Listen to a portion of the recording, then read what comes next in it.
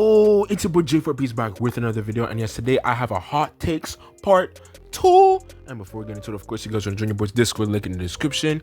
Chill place, very relaxing, and of course, if you guys want to join your boy's channel, join your boy, like, she's just gonna tell know these okay, join the boy.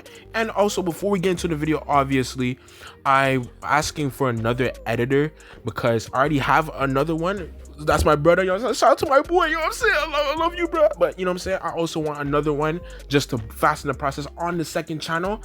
And if you guys want to make some money, make some dough, you know what I'm saying, holla at me, bro. Join my Discord. That's where I be at, that's where I stay at. And yeah, anyway, let's get straight into this now. Let's dive into the first hot take. Now the first one is, having a character anything beyond level 80 boost 2 doesn't make a difference most of the time, from my experience. Which is a very good hot take, I ain't gonna lie. And I somewhat agree with you, but I disagree in my opinion. Now look, when someone is 6-star, they're absolutely overpowered. I'm sorry, the difference in power is absolutely insane. I don't care. We could fight. We could actually fight it, okay? Plus you have the third battle, so you have extra traits and extra defense, extra attack. Okay. But let's say you're 80 overall, and then you let's say you're like 86, 87th overall, plus boost 2, whatever. Yeah, I can agree. I don't really see the difference. I'm not even gonna lie to you, bro. I'm not even gonna lie. I really do not see the difference. And I know some people are gonna disagree on that, and some people are like, oh no, that's not true, J4Ps. I can understand, but in my opinion, I feel like, yeah, I do agree. And in my opinion, I feel like when it comes to leveling up your characters, it takes too long to, you know, develop your characters to a higher level as fast as possible. And because of that, we kind of feel the gameplay even more, you know what I'm saying? We kind of notice our character noticeably getting a little bit stronger, but you don't see that significant jump in power until that character is 6-star. Until he's 6-star, when he's 6-star, you feel the power, you feel the extra power. But when he's only 5-star, it is not a good day. It is not good. Okay. Now, second hot take. The final EX doesn't always mean the strongest EX. And I have to agree with this take. Now, some people be like, oh, no, that's not true. Because, you know, a lot of people assume that, the strongest EX is always the last EX. Well, just this past anniversary, that wasn't the case. Okay, the final EX was Sabo, and Sabo is very powerful. He's so OP. He's very powerful. Don't get me wrong, especially if you use him well. He's very powerful. But who is the EX before that? Kuzan. How many of y'all are complaining about Kuzan all the time? Now, me personally, I'm fine with Kuzan because, well, I have him and I use him all the time. Right? And you know, I enjoy Kuzan because I get to fuck up GARPs, okay? Fuck all you GARP players. Yes, I fuck y'all niggas. I don't give a fuck. I fuck you, okay? Fuck you, okay? When you guys were torturing me, we're using that Galaxy Impact all the fucking time, and I didn't have no Kuzan back then, y'all were torturing me. Y'all have no feelings for me, alright? And I was crying like a bitch, alright? And then when I got Kuzan, all you niggas is crying. That's good. Fuck all you niggas, man. Fuck. Shit. Alright? But anyway, yes. So Kuzan ended up being the strongest EX. And of course, we have others. You know, we have the 4th anniversary, right? Where we got Kaido. Kaido, Big Mom, and Zoro. And Zoro was the final EX. Now, at the time when he came out, he wasn't the strongest EX. Okay? He wasn't.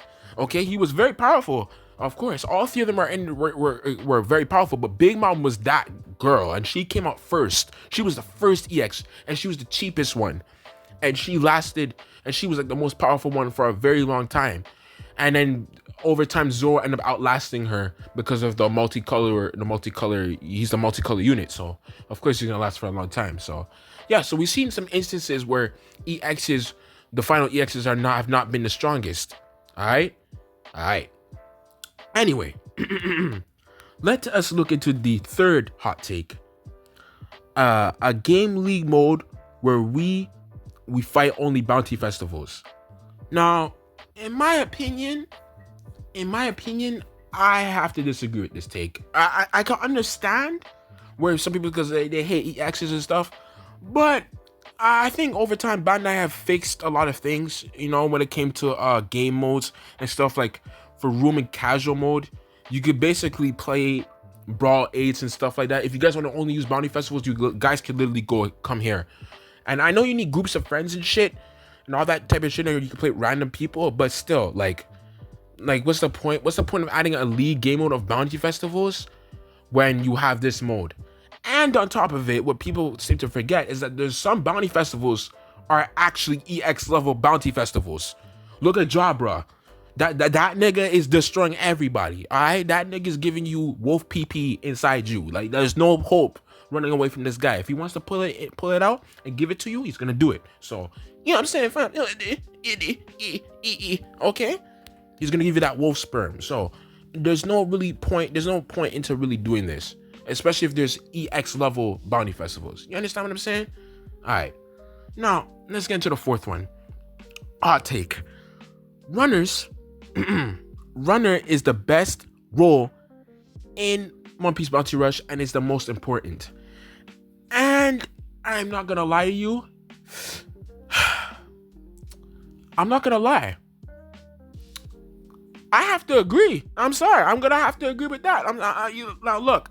Now I can understand other people's cases. Like, I think everybody can make a case of why they think attackers, defenders, and runners are the best roles. Now, how would I rank the roles? Me personally, I'll put attackers last, because all you do is butcher people and that's it. Okay. Then you have what's it called? Defenders, second place. Because defenders, they capture the flags and whatever, and they help delay, capturing the flags or whatever. And defenders are really good at it. And I think they're the second most important role by far. And I think a lot of people kind of underestimate defenders. Well, not anymore, because Kuzan's in the game now. So Kuzan kind of showed y'all that defenders are very fucking OP when they can be. Okay, but I think runners are the most important by far. Like, especially looking at characters like Rob Lucci and White Shanks. They've proven that time and time again. I know White Shanks is not really the best full runner, but if we're talking about a pure blood runner, I'm gonna have to go for someone like Rob Lucci. He's shown how powerful he is. Some people are arguing saying that Rob Lucci is literally the strongest character in the game right now. Like, there's niggas that are literally saying that he is literally the strongest character right now in the game. And I can't blame y'all.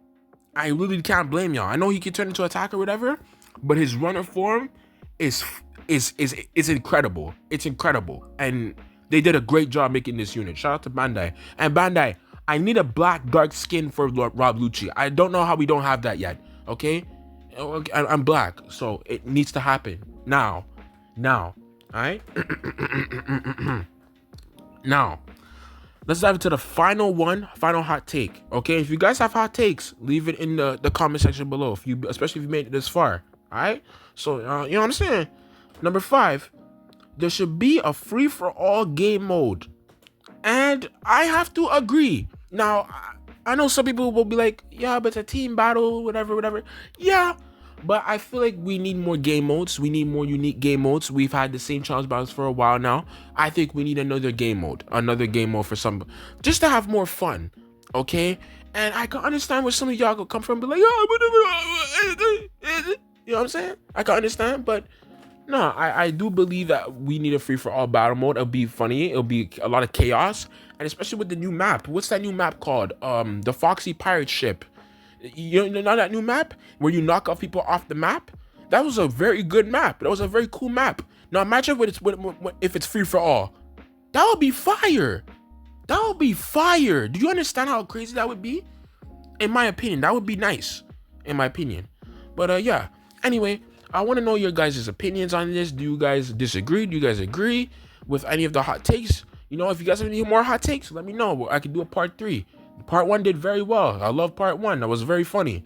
If you guys missed part 1, look in the description. Anyway, stay strong, stay safe, stay blessed. Peace.